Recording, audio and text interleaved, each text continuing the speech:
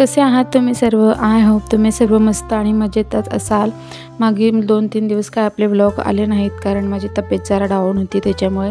तर हा आहे कालचाच म्हणजे संध्याकाळचा स्टेन माझा 4:30 ते 11 पर्यंतचा तुमच्यासोबत मी शेअर केला। परचं सर्व जेवण वगैरे आवरून मी दुपारी जरा 1-1.5 तास झोप काढली। त्यानंतर मस्त अशी हातपाय वगैरे धुवून फ्रेश झाली कारण या वेळेला मला जायचं होतं चालायला, वॉकिंगला। माझा रोजचा टाइम ठरवूनच ठेवलेला आहे मी, तो 1 तास माझ्यासाठी द्यायचा म्हणून। सकाळी टिफिनची वगैरे जरा गडबड असते म्हणून मी संध्याकाळी 5 ते 6 असा स्वतःसाठी वेळ देण्याचा ठरवलेला आहे। म्हणून मी रोजच संध्याकाळी चालायला जात असते। तर त्यासाठी मी ही संध्याकाळची जी आपली कामं ठरलेली असतात ती करून घेतली। इथे दुपारी वाजलेली भांडी लावून घेतली। त्यानंतर आज संडे होता, म्हणजे काल संडे होता, तर मुलं घरातच होती। त्यांना असं घरी काय असल्यावर संध्याकाळी स्नॅक्स टाईम काहीतरी हवं असतं आणि त्यात फ्रूट्स वगैरे पण नको असतात। तर काव्याने असा पोटॅटो पापड असे चिप्स टाईप होते ते फ्राय करण्यासाठी घेऊन आलेले ती किराणा दुकानातून, पाहू शकता तुम्ही। तर मी ही तेला थोडे फ्राय करून दिले। कधी कधी मी असे ऑइली, रोजच नाही पण कधी कधी असे मग देतच असते कारण मग त्यांच्या पण आवडीचं काहीतरी हवं असतं। तर मी हे सर्व फ्राय करून दिले। त्यानंतर त्यांनी ते दोघांनी मस्त असे एन्जॉय केले।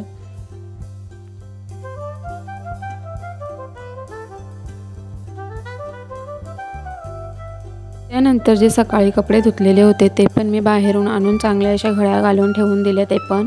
आणि त्यानंतर जे आपले संध्याकाळचं झाडू वगैरे मारून घेतलं। संध्याकाळचं झाडू वगैरे मारूनच मी घरातून बाहेर निघत असते कारण आल्यानंतर दिवाबत्तीचा टाईम झालेला असतो म्हणून त्याच्या अगोदरच मी 5च्या अगोदरच झाडू वगैरे मारून जात असते। असे ही कामं सर्व करता माझा 1 तास निघून जातोच। आणि त्यानंतर जाता पण माझे 10 मिनटं असेच जातात कारण जियांश माझ्यासोबत यायला बघतो, त्याला चुकूनच जायला लागतं। काव्याला किंवा मिस्टर असतात त्यांना मी त्याला खेळायला घ्यायला सांगते आणि त्यानंतर मी पण बसवून जात असते। तर मी इकडे झाडू वगैरे मारून होईपर्यंत मुलांचे चिप्स खाऊन झालेले होते। तर काव्या मला बोलायला लागली, मम्मी काहीतरी खाऊन जा, आता तू मला जसं दिलं तसं मी पण तुला काहीतरी खायला देईन, म्हणून ती मला ऑरेंज साफ करून देत होती। मी झाडू मारत होते तोपर्यंत, पाहू शकता तुम्ही। कुकिंगला जात असताना मी चहा वगैरे घेत नाही, जास्त करून घेतलं तर आल्यावर मी थोडासा चहा घेते। तर इथे ऑरेंज पण आपला साफ करून झालेला आहे। मला ऑरेंज असा खायला आवडतो, त्याच्यावर थोडंसं मीठ आणि थोडंसं तिखट पेरूनच मला आवडतं। तुम्ही पण एकदा अशा प्रकारे टेस्ट करून बघा, तुम्हाला पण खूपच आवडेल।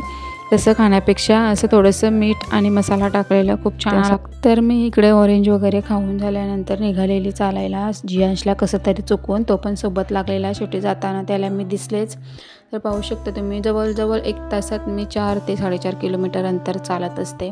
दोघी-तिघी जण असतो आम्ही। जाता जाता बघा आम्हाला हे शेत लागतं, त्याच्यात वाल पुरलेलं आहे, किती छान असं फुल पण आलेले आहेत, फुलं पण आलेली आहेत त्या वालाच्या झाडांना आणि एकसारखं सर्व शेत दिसतं, पाहू शकता तुम्ही।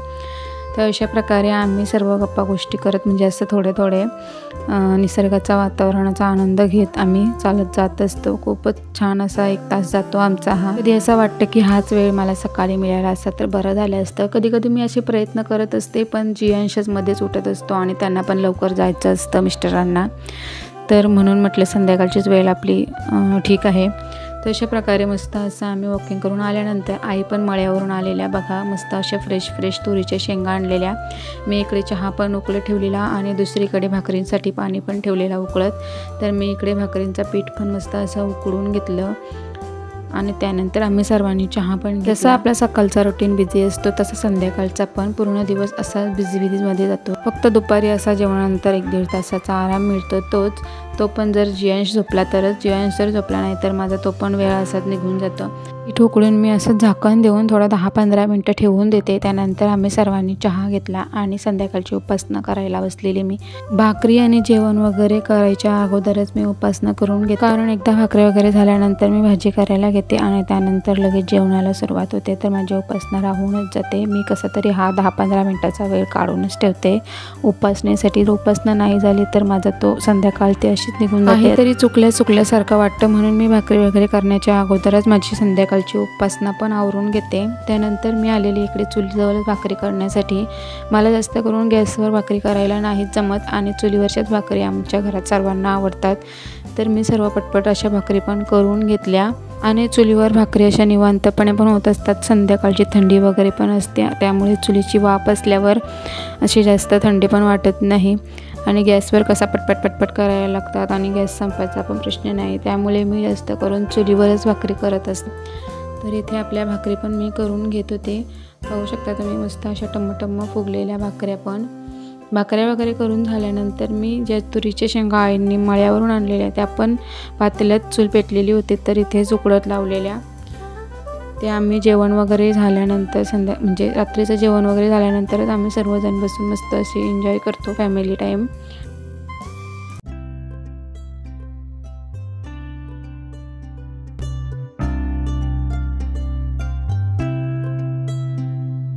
इथे मी चुलीजवळून भाकरी करून आल्यानंतर मला जेवणात बनवायची होती आज कोळंबी। भाव्याच्या पप्पाने आज येताना कोळंबी आणलेली, संडे स्पेशल आज काहीतरी पाहिजे म्हणून। तर कोळंबी पण मी इथे मस्त अशी साफ करून घेतली आणि नेहमीप्रमाणे आपण जसे बनवतो तशी फोडणी वगैरे देऊन मस्त कोळंबीचा रस्सा टाईप म्हणजे ग्रेव्ही टाईपच बनवलेलं, कारण एकदम फ्राय पण व भाकरीसोबत काहीतरी आम्हाला रस्सा टाईप लागतं, म्हणून मी रस्सा टाईपच बनवलेली कोळंबी पण आज।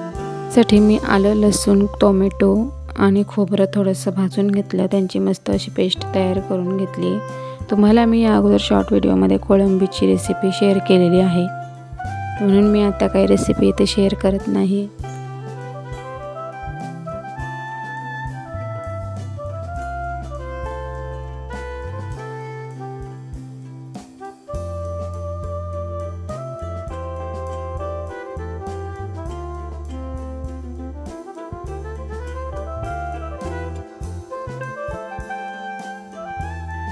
ते मी कोळंबी अशी शिजत ठेवलेली। कोळंबी शिजेपर्यंत दुसरं काय करण्यापेक्षा मी जी भाकरी करून आलेली जी भांडी होती ती पण घासून घेतली इथल्या इथे, म्हणजे याच्यावर लक्ष पण ठेवता येईल आणि भांडी पण घासून होते। अशा प्रकारे मी सर्व अशी मल्टीटास्किंग कामे आपल्या किचनमध्ये चालूच असतात ती करून घेतली। भांडी पण घासून घेतली संध्याकाळची।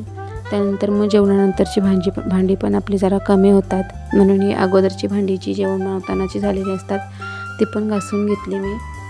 तोपर्यंत आपली 15 ते 20 मिनिटांना आपला कोळंबीचा रस्सा पण तयार होता। त्यानंतर आम्ही सर्वांनी घेतले जेवण झाल्यानंतरचा हा व्हिडिओ आहे। भांडी वगैरे घासून झाल्यानंतर मी पूर्ण ओटा क्लीन करून घेतला।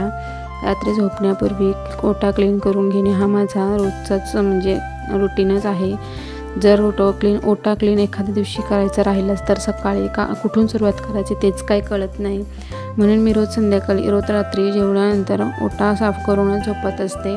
सर्व माझं आवरून झाल्यानंतर मी मुलांचा अभ्यास घ्यायला बसलेली। इकडे पाहू शकता तुम्ही काव्या एक वेळेस करत असते अभ्यास, पण जियांशला मी बसल्याशिवाय त्याच्याजवळ अभ्यासच होत नाही, त्याचा करतच नाही, तो मस्ती जाम करत असतो। तर इथे मी त्याचा अभ्यास वगैरे करून झाल्यानंतर मी थोडा वेळ 10 ते 15 मिनिटं अंगणातच जेणेकरून थोडंसं असं हलकं वाटतं झोपण्यापूर्वी। पण आपलं पचन झालं चांगलं असं चालल्यामुळे तर मी रात्री अशी 10 मिनिटं तर चालतच असते।